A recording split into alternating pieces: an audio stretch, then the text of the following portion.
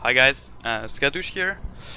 Today I'm going to talk about a build that not a lot of people know about, and it's not a build that I would recommend most of the time. It's a very fun build to practice from time to time when the stakes aren't too high and, well, you just can't have fun in your game. It's going to be Garrosh solo lane. Now, Garrosh is not the best solo laner whatsoever in the meta. However, he's very strong into some picks, which are Irel, Blaze, Troll, and Sonya. Basically the three, I guess, all really melee heavy oriented solo laners. Never draft him into Leoric, into Malthael. He can tie the lane, but because Malthael has a lot more wave clear and you're just trading, it's not really worth it. Anyway, with that build on level 1 you want body check, and on level 4 you want thirst for battle. Now, before you get your level 4 thirst for battle, which reduces the cooldown of your W by 2 seconds for every auto attack, before you get that talent, it's very tough to trade with people. Here you see me getting the Q because I wanted to get the E off, but the E didn't trigger. It's gonna happen a few times. Very common with Garrosh. And you're gonna see that Irel is playing very aggressively because she probably is saying to herself that, well, Garrosh in the solo lane cannot win against her, so she doesn't care really, and she's gonna go ham on me multiple times. And while I'm still Garrosh, it's very hard to kill me. So, when you play solo lane, first of all, little advice, you usually don't want to clear the lane, or not too aggressively at least, because you want the lane to be frozen basically the closest to your towers as possible. Especially with Garrosh in that situation, because you have a lot more threat range with your throws. So again, before level 4 I'm gonna struggle, so nothing much to say about that. Just a lot of back and forth trading. I mean, since she's using jump aggressively, I can always threaten her. I know I won't kill her that early, but I can threaten her. You see me using body check, basically use that on cooldown. It costs no mana, it's a very good damage, especially when you get the additional proc. You see at level 1 it's gonna hit for 375 damage, so it's pretty good damage. Now at that point I'm like, I'm gonna try and trade into her, but I know there's not much I can do really. I was hoping to get level 4 earlier. I think it was a mistake for me going for the point that early. I just need to get level 4 as fast as possible.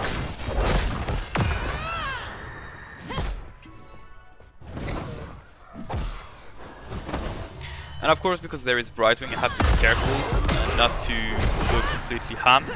You see here I get a lot of damage into her, just with a little backward throw into the minion wave, body check, W, a few auto attacks. Garrosh actually has a very high auto attack damage. I'm gonna answer my camera a little bit so we see better. So you see here, she's actually going to try and trade into me. And even though she had a lot more HP than me, I noticed that, well, first of all, with that build on Garrosh, you cannot lose trade. It's almost impossible. As long as you have mana, you don't lose trade. And I also noticed she was running low on mana, so I could basically completely trade into her. Weakling. And it was just a matter of just constant auto-attacking to refresh your W, get the body check whenever it's on cooldown. Try to not use your first body check before the 25% HP threshold. But yeah. And after that point the game kinda went very weird. I mean, usually on Braxis you have a 4-man bot lane and a few occasional gank top lane. And here it wasn't really like that. It was constant rolling top lane. Well, I guess you'll see the game for yourself. But it will still highlight the strength of the build. You do feel the lack of the end in the mid-table on level 1. Usually you would pick the self-cleanse, which is very useful in a lot of situations. Here I'm very afraid for my Anabrag, but I can't do much. I also notice the Junkrat is very low, but as you can see I'm very low on mana. And because of the constant use of your W, that build is very mana hungry. Here I'm just, yeah, I'm gonna tap. I was gonna say I don't know what I do there, but his tapping is probably the best solution. Now I'm starting to be very afraid for my Anabarai because he has no mana, he can't even be out there. But I mean, at that point it's just rolling. Try to cancel the E. It gets frustrating when I realize that even if you cancel the animation, he still has it back. I believe he still gets out there. Anub doesn't have mana to follow up, so can't be mad. Very nice sleep dart. At that point I'm like, yeah, I need to get some mana. I can't stay in here. So I believe I saved the Ana. Well, save is a big stretch. I think she was fine. On level 7, I didn't talk about that. Most of the part, well, level 7 is where things get flexible. I really like Oppressor as a talent. Auto attack reduces spell power by 40%. Spell power means less ability damage, less healing, less everything. Brute Force might be good in some matchups when you go for that build, but most of the time it's better at that point being into the fray.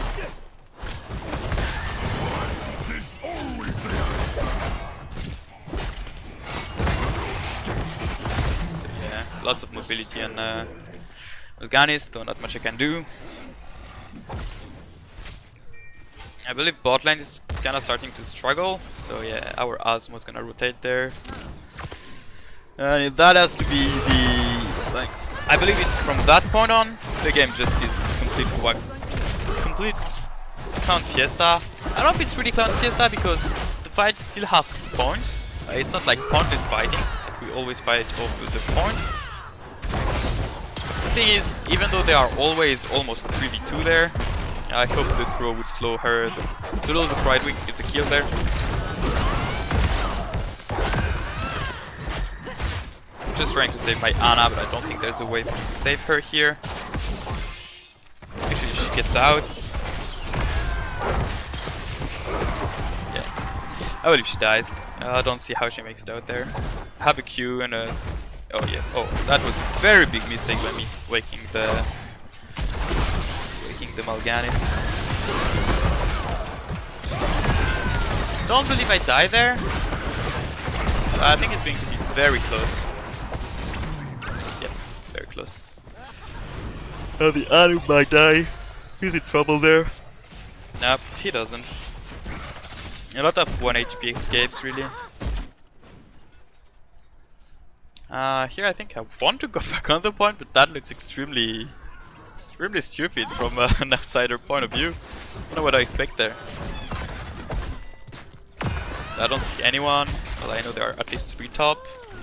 I'm quite low.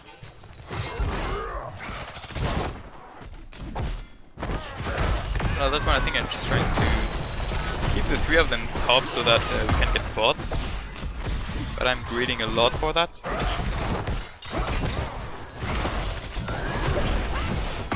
I got my W, so fine. I think here I do something silly. I wanted to throw him tower range, but far from tower range. Anup gets a lot of good damage. And gets a lot of kills there. And just to give you some fun of, like, I'm top damage in the game with that build. Like, that's how retardedly stupid that is. You just hammer on people and get damage. So now when it comes to ultimates, I don't see how I make it out alive there. Somehow I do. Even though Taunt is a very good ability, like it's like one of the main reasons to be Garrosh, even I'd say. That's not the main reason, the throw is, but when you got that build and it's all about landing auto attack all the time, having the constant slow that Decimate provides is actually very helpful. It's also decent damage on enemies. 150 damage on level 10, it's not the best damage, but you have 3 charges of it that you can use in quick successions. So yeah, that's actually pretty good. Also, it's instant poke damage in an area. Like, I'm kinda sad I can't see the AoE. Well, the AoE is basically auto attack range, so that makes it pretty good. So here I see my Ana is in trouble, but I noticed that the Junkrat, I believe the Junkrat saved her. He bumped her from there to here. Nice sleep dart, interrupting the tire. Here I believe I die because I'm completely stupid running into two people. Yeah, I died from the definitely die. I was quite sad here because I thought I would get the retaliation kill on the Mal'Ganis and throw him against the tower. He would even probably not even have died, but there was a chance. And yeah, like that was completely stupid of me.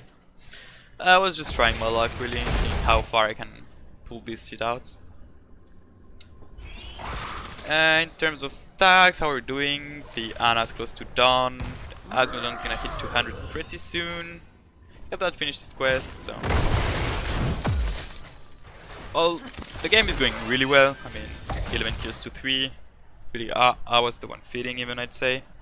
Because there was no reason for me to die bot lane earlier. See the initiation there, so just throwing people away. And now it's just about just hammering on people, reducing their damage and getting kills off. You see the Mulligan is in the backline, but I'm not great, he's alone basically. Here you see the constant quote of the R from the... It's just constant quote, it's very damaging.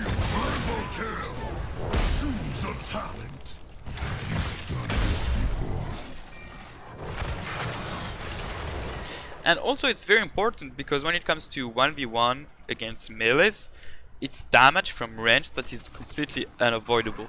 Like it's instant, it's a decent range. I believe we take a absurdly long time to kill him. Here I don't want to throw him because I don't want to kill before the Brightwing arrives. He dodged the stun, he's still gonna die.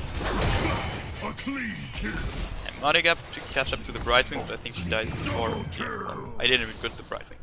Yeah, I went to the point. Fair point. We should have the... Should finally have the Zerg wave there. Normally.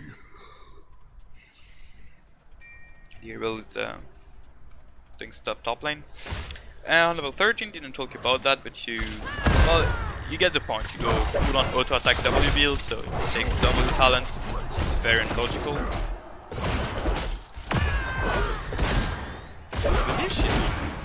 I believe she escapes there. Because gets, yeah, like I get slowed, I don't have any more mana, I can't do anything. So yeah, with that build the problem is mana. More so than on any other builds with Garrosh, because Garrosh has very little mana problems normally, because his cooldowns are all fairly long. But with W being very short cooldown, with R being very short cooldown, even though it's low mana cost, you do run out of mana pretty easily. I believe I'm gonna die there, because that was stupid of me. I don't think I died fast, I think I make it out pretty far actually. But no, I don't die. It's later on that I die again.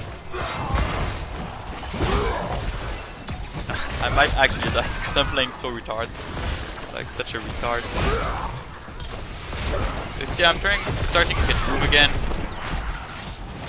And that really is the problem with the build. You use so much mana to keep it going. I mean, it's crazy strong. But you do need a lot of mana. That build actually reminds me a lot of what Arthas would do to melee damage, usually. Melee heroes.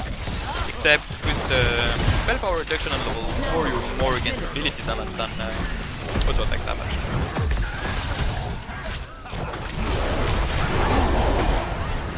I believe I die there, that's when I died. I can't make it out alive. Can I? I guess I misplayed somehow, because I don't see how I survived that. But I survived. Good things. Very likely the Ana healing helped a lot.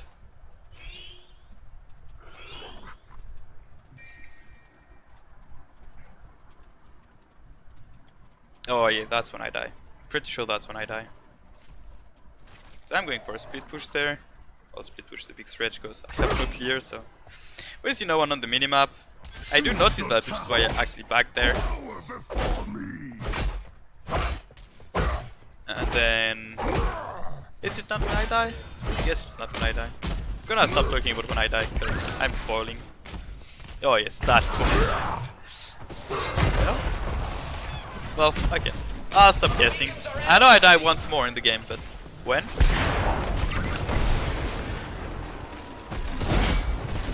It has to be there. I'm playing so out of my mind. Yeah, that's when I die. 100%. Because I'm there, I'm like, oh, I just need a W to heal up, and then here, that happens. And I was like, I just need someone to get a W. Just need a hero to get a W. To heal myself. And well, again, I was playing completely stupidly there. There's nothing else to say. Asmo gets a dunk.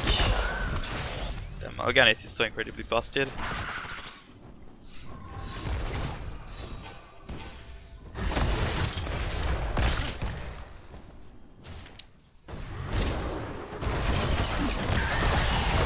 Our Ana probably dies there. Yeah, no way out. I'm trying to make it out in time. Sadly, the health of that is well, not gonna talk about all the complex gameplay in that game. See again the constant slow in team fights. Like blind has a bad value there.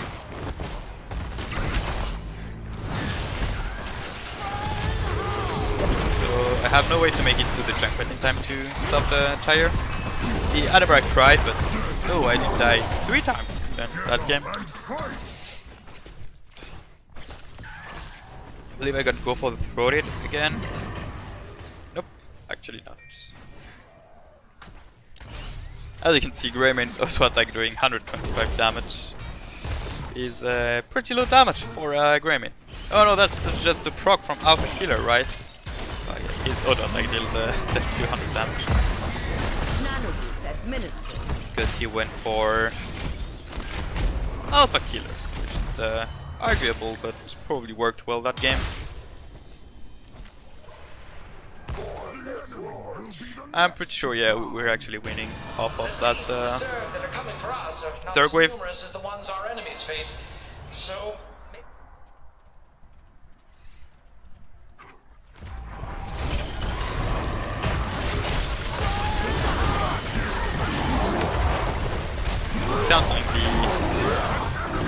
Cancelling the what's his name?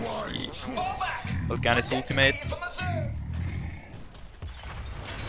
Not the only reason that enabled us to win the game instantly, but it helped, most definitely. Here the Irel, I don't know what she did there.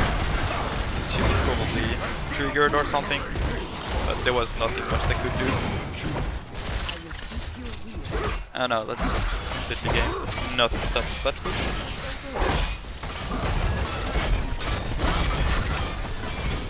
I believe I still... I want to try Junkrat and I'm gonna BM there. Yeah, I know that's bad mannered, but...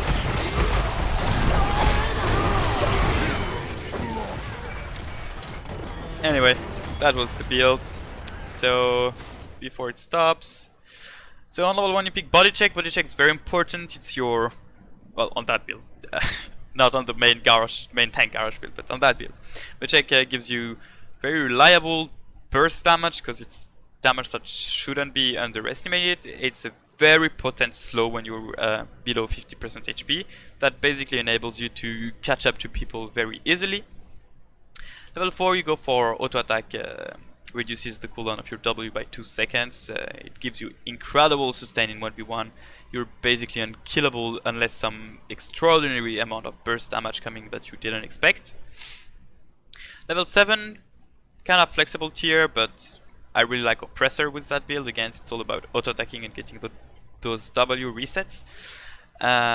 Reduces spell power by 40%. It's a huge number. 40% is a huge number. I don't underestimate that.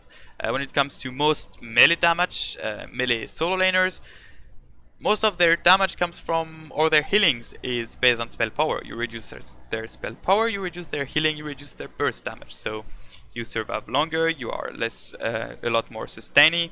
It's very important. Level 10, you pick the Decimate. It transforms you into some kind of completely insane bruiser that can just go into the backlines and slow everyone. Also very good poke damage in the solo lane again. It's range, very reliable range damage for melee laner. Again, good damage, not anything too incredible, but it's good damage. Very potent slow again. Works very well with the kit. Level 13, it's logical to go for another W talent, given that it's the main focus of the build. Level 16 could be flexible, but I really like Earthshaker. I didn't get too much use for the talent in that game, but it's nice to have another stun in your arsenal. And level 20, didn't talk about that because we didn't have much time past level 20, but hero hit by Decimate deals 20% less damage, which is multiplicative actually with your level 7. And well, reducing spell power by 60% is actually insane. I don't think I have to explain why it is so strong. It's a very short cooldown. It's very easy to play to a lot of enemy in the team fights. It's your bread and butter, really. I mean, there would almost be no point in picking Decimate if there wasn't for that upgrade, but again, it works, it synergizes so well with your ultimate. It's overall a very good ability. Anyway, that's all for today. I just wanted to share a build that I found interesting. Don't try that too much in Hero League or Team League, you might trigger your teammates. It's not something that's commonly known. It is very strong into the good heroes, but because Garrosh is actually so heavily contested in like most draft modes, it's very tough to be able to pick it and know that you're gonna have the solo lane into one of the guy he actually bodies in the solo lane. Again, that build is very strong into heroes like Thrall, Sonya, Blaze, Errol, and I guess those are the main ones. You can still hold the lane versus Malthael, versus Artanis, versus a lot of range laner really overall. It's tough, you have to play your lane properly, but with body check and proper use of bushes, you can definitely hold the lane versus range damage. However, heroes that you definitely cannot play that into is Leoric.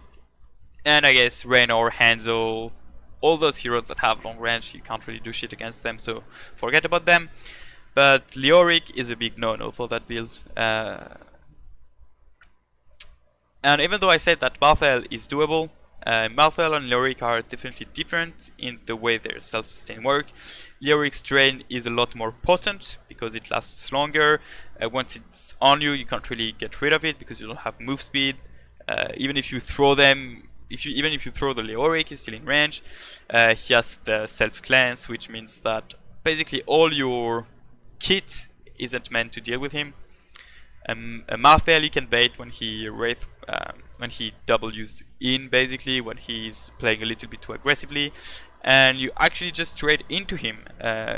If you just auto attack him and he's not into a minion wave, you can actually just trade into him with that build, but not in the middle of a minion wave, of course. Anyway, I guess now that's all for today, and well, I think it's interesting to share that build. So yeah,